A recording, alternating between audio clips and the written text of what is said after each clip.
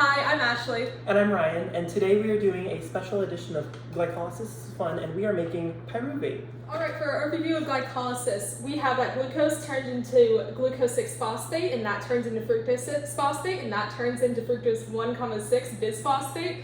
Then that turns into GADP and DHAP, which then turns into 1,3-phosphate glucose, which then turns into 3-phosphate glucose, which then turns into 2-phosphate glucose, which then turns into PEP, and then pyruvate. Okay, so to start off, we are going to get our reagent pot, and we are going to go ahead and do the first step, which entails turning glucose into glucose 6-phosphate. So to do that, you're going to have a general base go ahead and depronate the hydroxyl group on the 6th carbon of the glucose molecule, which is then going to have the oxygen atom be very nucleophilic, which is going to go ahead and attack the gamma position of ATP, turning it into ADP and glucose 6-phosphate. So you go ahead and have the oxygen attack it, and then the lone pair from the phosphate and the oxygen goes onto the oxygen and makes a ADP molecule. And so we're adding our first step into the reagent pot. So now that we've added the hexokinase to catalyze the first reaction, we're going to go ahead and move on to the second step.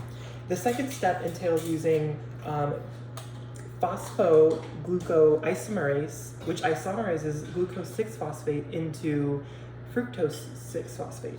So in order to do that, we have a general base go ahead and attack the alcohol group on the anomeric carbon, which depronates it and causes the electrons to open up the ring and moves the electrons onto that carbon, which goes ahead and depronates a general acid. And now that we have the chain molecule open, we have a general base go ahead and depronate the alpha hydrogen on the carbonyl, and we also have those electrons go ahead and form a double bond between the alpha carbon and the carbonyl, which goes ahead and pushes off the electrons of what used to be the old carbonyl, and that oxygen can now go ahead and depronate a general acid, making it a alcohol group. So now we have a general base attacking the hydroxyl group, depronating it, and that's going to cause a double bond between the oxygen and the carbon, which is going to go ahead and cause the other carbon-carbon double bond to resonate onto the carbon, which essentially is going to go ahead and get protonated by a general acid. And from there, now we can go ahead and form fructose 6-phosphate by closing the ring. So we have a general base go ahead and depronate the hydroxyl group, and then we have the nucleophilic oxygen go ahead and attack the carbonyl carbon, which goes ahead and closes the ring and pushes electrons from the carbonyl onto the oxygen, which gets protonated by a general acid. And that essentially turns into glucose 6-phosphate, catalyzed by GPI. So the third step is when fructose 6-phosphate is transformed into fructose 1,6 bisphosphate through PFK, also known as phosphofructokinase. So what happens is that the fructose 6-phosphate is going to attack the ATP and take one of those phosphate molecules and put it onto itself. That's why fructose 1,6 bisphosphate has 2 phosphates instead of the 1.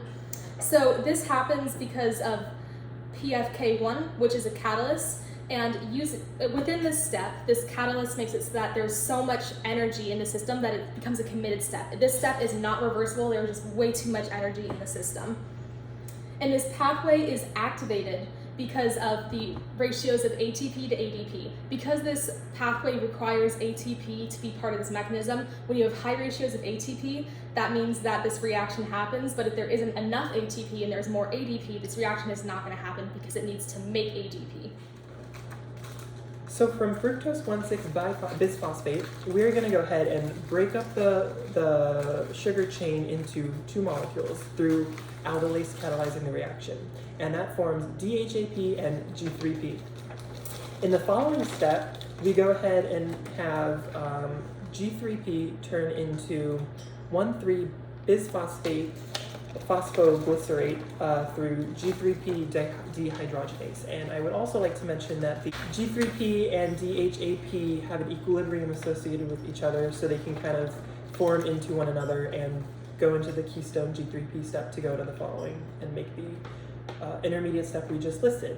And then from 1,3-bis-phosphoglycerate, we can go ahead and turn it into 3-phosphoglycerate through phosphoglycerate kinase, which goes ahead and gets rid of the second phosphate.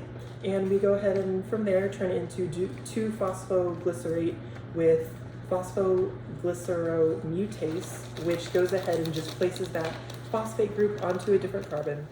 So for our next step, we're going to use 2-phosphoglycerate, and enolase is going to catalyze this into PEP. So we have our metal cation here to stabilize the reaction, and what's going to happen here is our general base is going to take this hydrogen, and it's going to form a double bond between the carbons, which is going to kick off electrons onto the oxygen, which is still being stabilized by the metal cation. And then in our next step, we're going to have these electrons form back onto this carbon here, which is going to form a double bond between the two. And it's going to take those electrons and it's going to form a double bond between these two carbons. And because of that, it's going to kick off this hydroxyl group, which is going to stabilize itself with the hydrogen from the general acid. So this is going to form our reaction right here, which is the PEP, still being stabilized with this metal cation right here. And we're going to have water also as a result.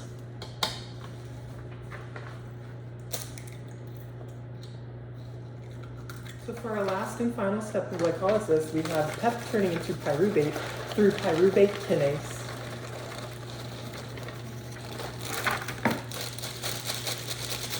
It's a lot of PEP. So while Ashley is over here mixing our reagents, we are going to go ahead and step back to the oven and talk about energetics. So as you can see, we have the oven to a nice warm 310 Kelvin degrees, also known as cellular conditions. So we're going to talk about energy that was utilized and produced during glycolysis. So the first half of glycolysis consists of reactions that consume energy. So this is, for instance, in steps 1 and 3. 1 and 3 both turn ATP into ADP, and that releases a free energy in causing the reaction to move forward. And so this occurs in steps 1 and 3 of glycolysis. Now in the second part of glycolysis, that's where we produce cellular energy, and this is done by turning ADP into ATP as well as the production of NADH. So in the second part of the pathway, we get 2 NADHs in step 6. And we also get 4 ATPs produced. 2 were produced in step 7 and 2 were produced in step 10. So even though some steps require energy in the forward direction, the overall negative free energy that is released drives the pathway forward, and we get payoffs in step 7 and steps 10. Okay, so now that we have our pyruvate prepared, we're going to head and pour it into some pans and bake it. Beautiful pouring technique. Thank you. I got some on the counter.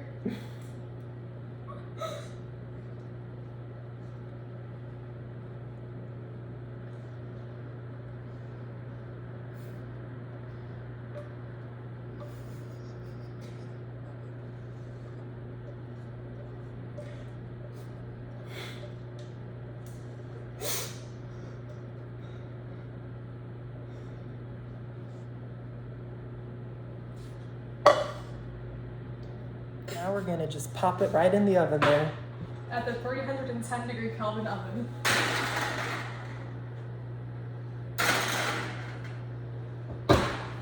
And how long do we let that cook for? We let it cook for 24 minutes. Perfect. We will be back in 24 minutes with our fully cooked pyruvate. Now we're gonna take our cake out. Look at that beauty. Some nice pyruvate right there. There we go. That's glycolysis. And I'm Ryan, and today we are doing drives the reaction forward. And some examples of this are in steps 1 and 3, where we use what?